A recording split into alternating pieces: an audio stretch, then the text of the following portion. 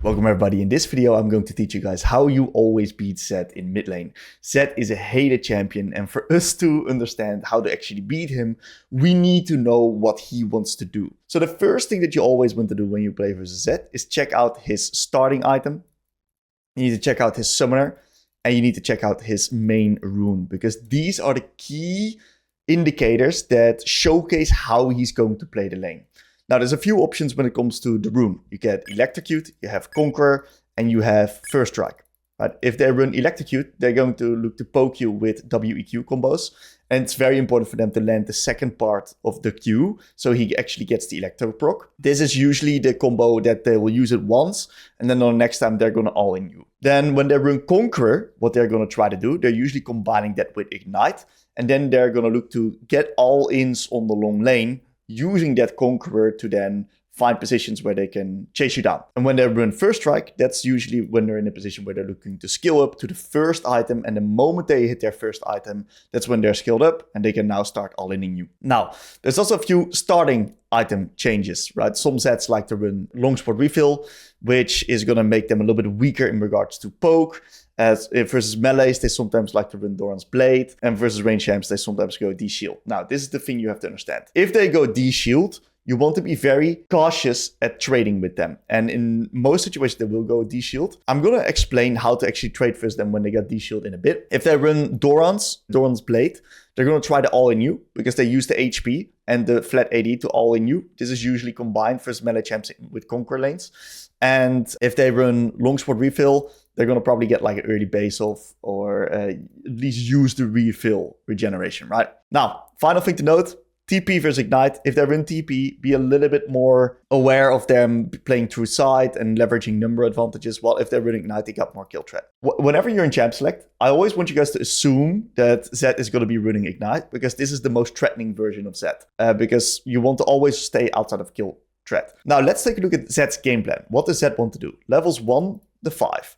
Zed wants to basically get to his level 6, okay? Because his level 6 is a really important point for him, because this is going to allow his all-ins to be forced way, way, way harder, and he suddenly becomes a skirmishing machine. So level 6 is a big spike for him. So levels 1, he's incredibly weak. Level 2, he is mediocre. And level 3, he starts becoming a little bit stronger. Level 4 is a pretty big spike for him because he gets an extra point in Q. And level 5 when he becomes reasonably strong. So Zed's power curve is literally ass at the beginning, scaling up throughout the lane. So these are key things to keep in mind. Level 1, you got full control. And level 1 is the time where you got to set up yourself in such a way that you get a strong level 2 as well. And if you can set up yourself for a strong level 1 and a strong level 2, you can set up a strong level 3. Now, the way that we're going to do that is by managing the waves properly, okay? We're going to look to play a slow build onto Zed so we can reach level 2 first, and he is going to reach level 2 later, and that can then lead to us getting damage onto him, or he needs to drop farm. If Zed wants to, right, he can always drop farm in the first few levels. But that's like the mindset, okay? We're going to try to force him to drop farm, and then we're going to be able to get a better reset off than him, and that's when we can actually start beating him a little bit more. Because Zed is a champion that works with kill ranges. He's a trader. So what he wants to do is he wants to trade onto you, win trades or get equal trades. And if you guys trade equal, you're 30% HP, he's 30% HP, he's winning because he's got more burst. And that's the key thing that you want to be quite careful of. So what we're going to try to do is we're going to look to try to trade onto Zed. And the way that we do that is we don't do that randomly.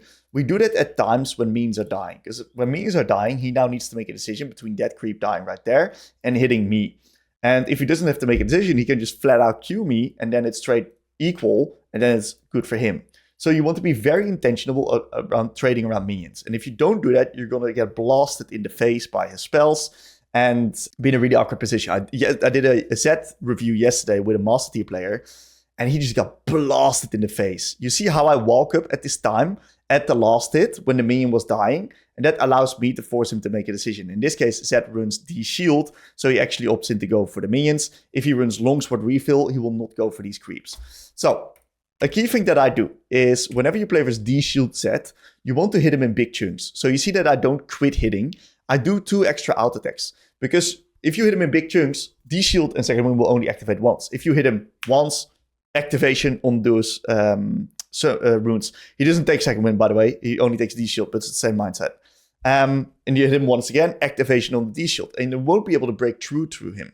So what I do is I just hit him like big chunks right here, and I try to zap him in big times. Try to weave in as many out attacks as possible. And since we've got a strong level 1 and 2, where I hit every creep, I denied him 7 minions. You see how I denied him those final creeps under the tower there. Now I've set myself up for a strong level 3. And now we're in a good position where we can really dominate this levels 1 to 6. Because this is the most fundamental part if you play for Zed. You need to make sure that your levels 1 to 6 is really good. If you don't nail your 1 to 6, you're going to be in heaps of trouble. A few things to note. So, Zed's level 2 can be annoying if you play versus Conqueror Zed with Ignite. What they sometimes might do is they sometimes might not use their W.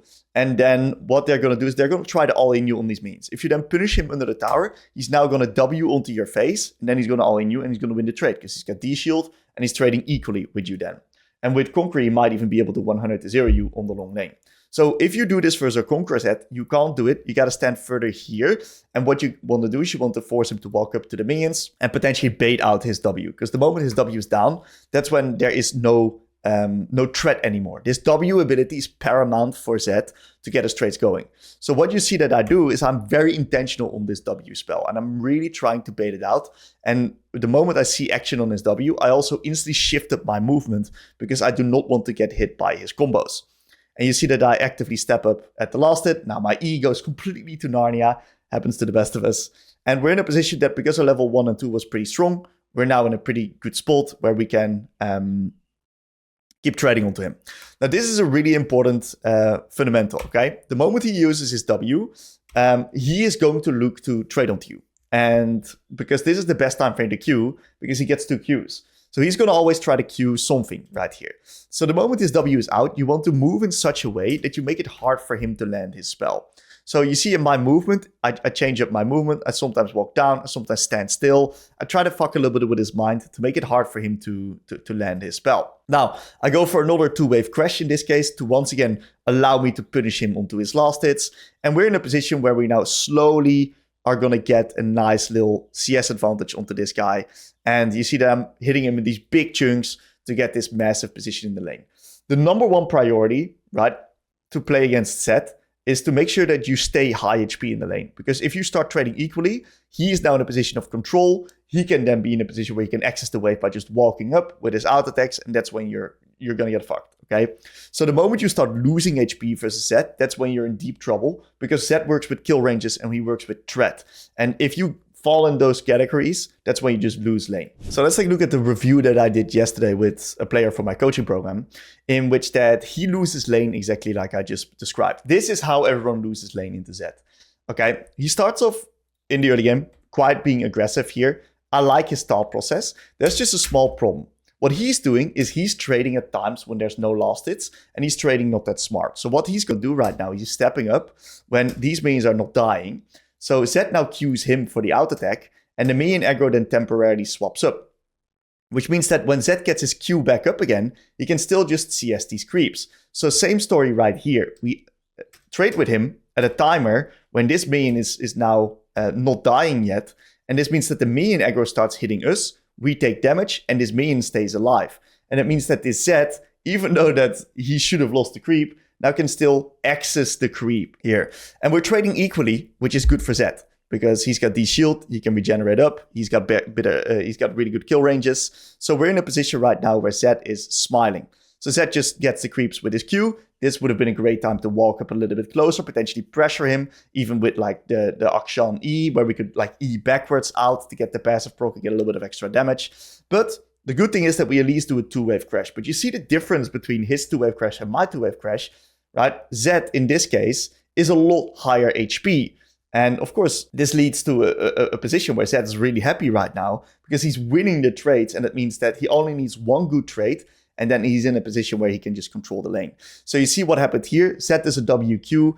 And we now already have to pot up. Well, Zed is not having to pot up as well. And you know that Zed's dropping a few creeps here and there, right? So that's fine. But if we trade with the mindset to stay high HP, prevent him from getting this damage onto us, and still deny him the creeps, that's when we're in a really good position.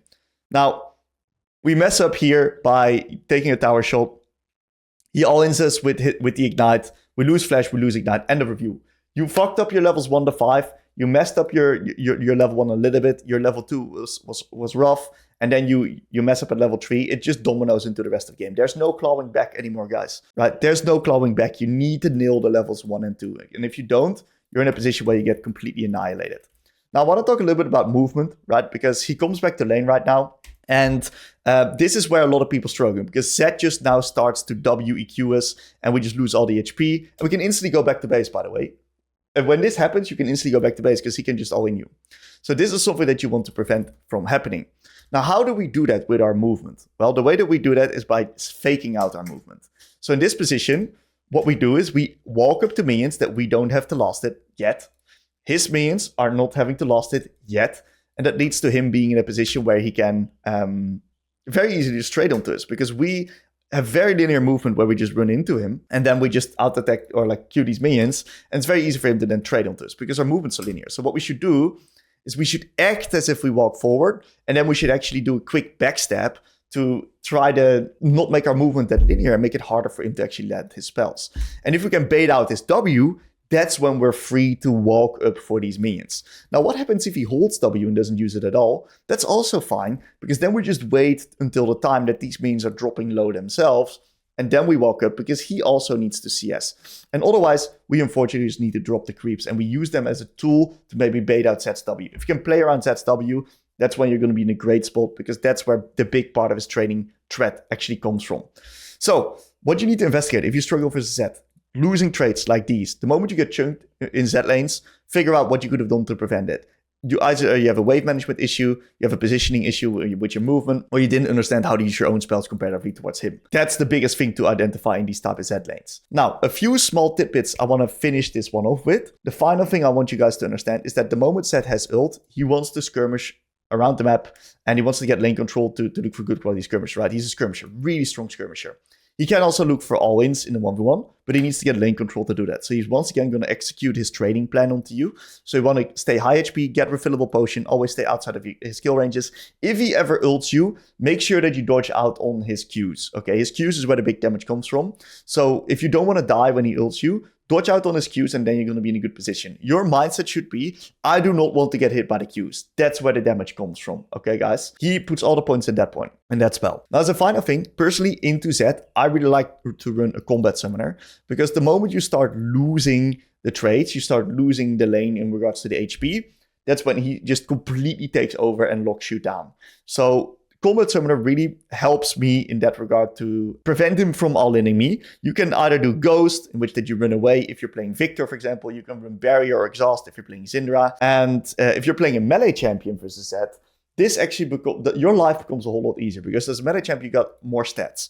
What you're going to do is you're going to slow push waves onto him, right? It's the exact same game plan. You're really going to make him sweat in the first few levels. And also post 6, you got to be a little bit careful when it comes to all-ins. But as a melee champ, you can maybe run Ignite, fight fire with fire. That's absolutely something that you want to do. But the mindset into that is you're going to try to do a 2-wave crash into a 2-wave crash. And if you did not get a good levels 1 and 2, by the way, maybe you didn't properly set up the domino and you didn't get enough damage onto him levels 1 and 2. As a range champion, wave 3 and 4, you kind of want to let it be a little bit more neutral towards your side, because otherwise he's going to all-in you and you're going to die. But as a melee champion, you're generally strong enough to be in a position where you can just slow push waves in a 2-wave cycle constantly into him, and then you're going to be in a great spot. If you have any other questions, guys, check it in the comments. Hope you guys enjoyed.